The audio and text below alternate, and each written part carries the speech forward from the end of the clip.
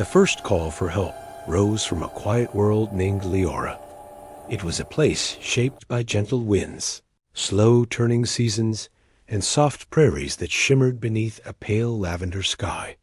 For ages, Leora drifted in peace. Its people believed the wider galaxy was full of understanding and unity. So when the sky broke open one sunrise and a streak of burning metal tore across the horizon, the people did not fear. They thought it was a traveler in need. They thought it was a sign of connection. They were wrong. The ship that fell from the sky belonged to a group that called itself the Dominion. They were known far and wide as enforcers of quiet submission. They did not conquer by fire, but by tightening chains of control until hope turned thin. Leora had no armies and no interest in resistance, yet the Dominion demanded tribute. They demanded labor. They demanded surrender of will. When the people hesitated, the visitors spread fear through forceful displays, meant to break any sense of defiance. Leora had never experienced such a presence. Their leaders gathered in the central hall beneath columns carved from pale stone, seeking a solution. Among them stood Orin, a historian whose work focused on ancient signals sent to the stars long before Leora understood the meaning of interstellar contact. Though he had never held a tool designed for conflict, he held an inner steadiness that others trusted. As the leaders debated, Orin listened. He heard the tremble in their voices. He saw the weight that pressed upon their shoulders. Every proposal offered by the council felt small compared to the force standing above them. When the room finally fell into an uneasy quiet, Orin stepped forward. His voice was soft, yet it carried far in the silent chamber. We must ask for help. The suggestion seemed impossible. The council members murmured. They had no allies beyond their system. They had never reached out for aid. They did not know who might hear or whether anyone would care. Orin motioned to the old signal console at the back of the hall. It had been built decades earlier as an experiment to broadcast peaceful greetings. It had never once been answered. Most believed its range was too small to reach the great civilizations of the galaxy. It was a relic, an optimistic dream that had never borne fruit. Still, Orin believed something remained in that silent device. Tara, a young technician with steady hands, stepped to support him. She had repaired the old console many times out of love for its craftsmanship. She was not bold by nature, but she followed conviction the way a sailor followed the stars. If we stay silent, she said, we stand alone. If we send out our voice, even if no one answers, at least we will not have surrendered hope. The council hesitated only a moment longer before granting permission. It was not a choice made with confidence, but with the knowledge that anything was better than despair. Together, Orin and Tara climbed the old tower that held the transmitter. Each step upward felt like a climb away from fear and toward something larger than themselves. When they reached the top, the transmitter stood covered with dust. Tara brushed it clean and restored its connections. Orin prepared the message. He wrote not with desperation, but with clarity. His words carried the truth of their plight. They also carried dignity. They carried belief in the possibility of compassion somewhere in the stars. The message was short for the sake of power. It carried only one idea. We shout to the heavens. Is there anyone who will hear? Tara activated the transmitter. A low hum filled the air as the message launched skyward. It crossed the atmosphere, passed through the calm layers of cloud, and vanished into the boundless dark. Days passed. The Dominion grew more demanding. Troops patrolled the towns and monitored gatherings. The people whispered that no one would come.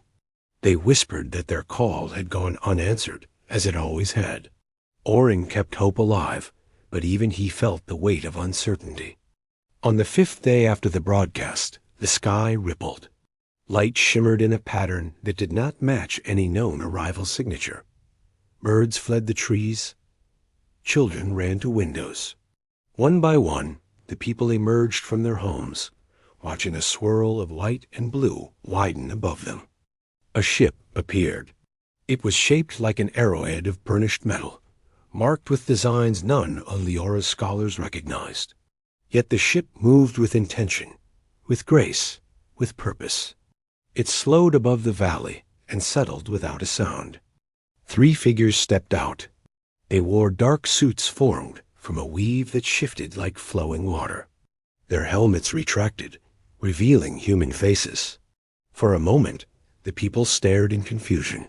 These were not creatures of legend. They were not towering beings of myth. They looked like ordinary individuals from a world not unlike their own. The one at the front stepped forward. His name was Liam, and though young, he carried himself with a calm strength.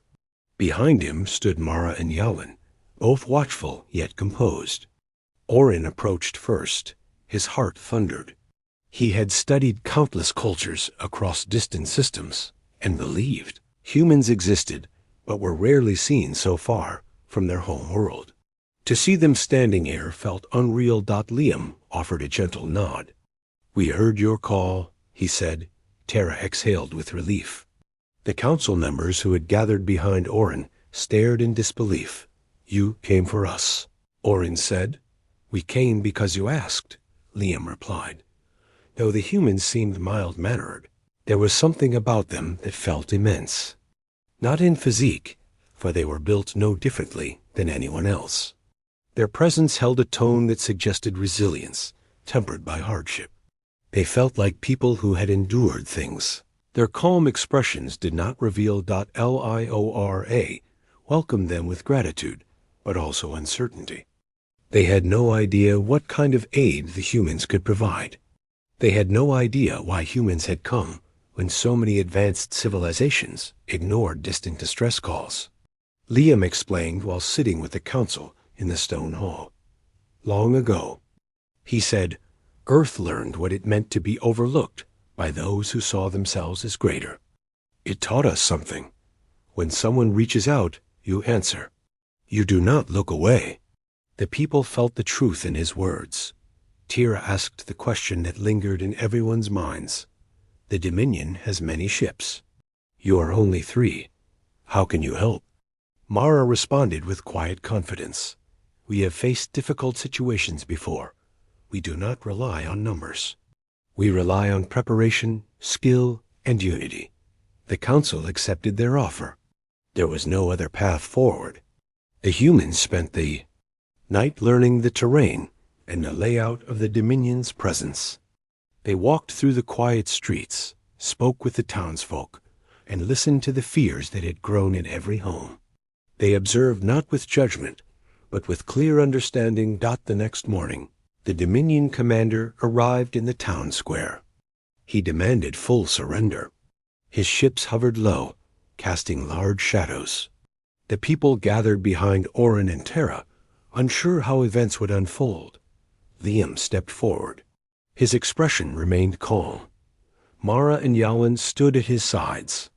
The Dominion troops shifted uneasily. They had seen many civilizations beg for mercy or cower before their authority. They had never seen 3 unarmed visitors stand without hesitation. The commander addressed Liam with disdain, asking who he was and why he interfered. Liam answered simply, "I am someone who heard their call."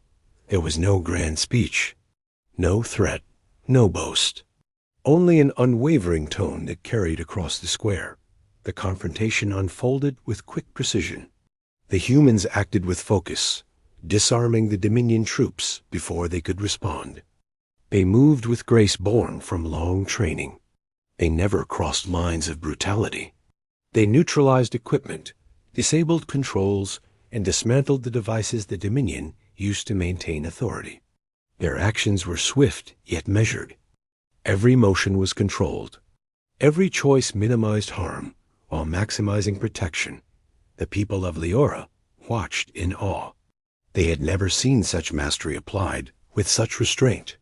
When the confrontation ended, the Dominion commander realized that continuing would bring only humiliation.